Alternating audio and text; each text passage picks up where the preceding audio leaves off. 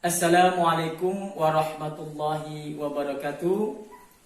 Alhamdulillah kita bertemu kembali.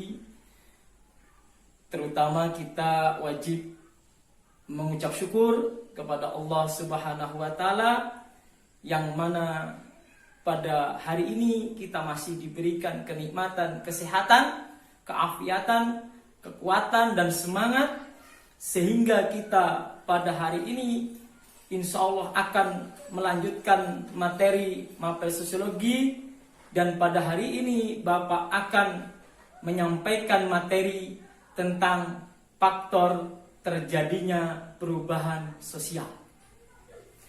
Oke, sebelum kita bicara tentang faktor terjadinya perubahan sosial, alangkah eloknya kita akan memberikan gambaran sedikit apa sih itu perubahan sosial.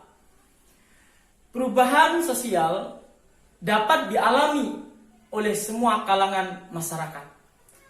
Ada masyarakat yang berubah sangat cepat dan ada pula masyarakat yang berubahnya sangat lambat. Kadar perubahan itu dipengaruhi oleh faktor-faktor yang ada di dalam masyarakat itu sendiri maupun dipengaruhi faktor-faktor yang berasal dari luar. Faktor-faktor tersebut akan dipelajari bersama pada materi kali ini. Oke? Sekarang kita akan masuk kepada faktor-faktor terjadinya perubahan sosial. Yang pertama, faktor dari dalam atau sering kita sebut dengan faktor yang berasal dari dalam masyarakat itu sendiri. Apa saja faktor dari dalam? Yang pertama adalah perubahan jumlah penduduk. Yang kedua, pertentangan dan pemberontakan. Dan yang ketiga, penemuan baru dalam perkembangan ilmu pengetahuan dan teknologi. Kemudian yang kedua adalah faktor dari luar atau yang sering disebut faktor yang berasal dari luar masyarakat itu sendiri. Apa saja faktor dari luar? Yang pertama adalah pengaruh kebudayaan. Dan yang kedua, terjadinya peperangan.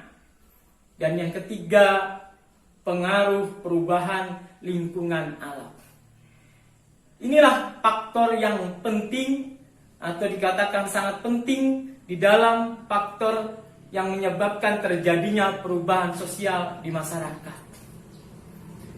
Kalau kita lihat faktor dari dalam, di situ kita lihat ada perubahan jumlah penduduk.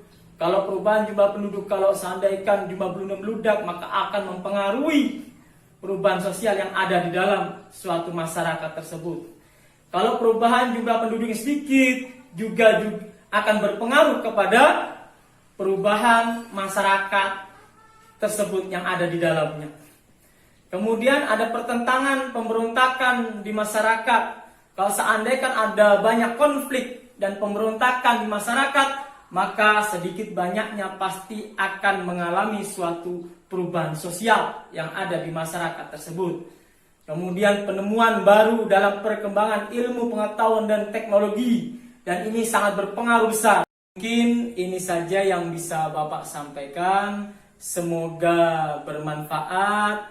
Bapak berpesan kepada anak-anakku semua selalu menjaga kesehatan, tetap semangat, dan selalu banyak-banyak berdoa. Dan Bapak cukupkan sekian. Akhir kalam, wabillahi taufik wal hidayah. Wassalamualaikum warahmatullahi wabarakatuh.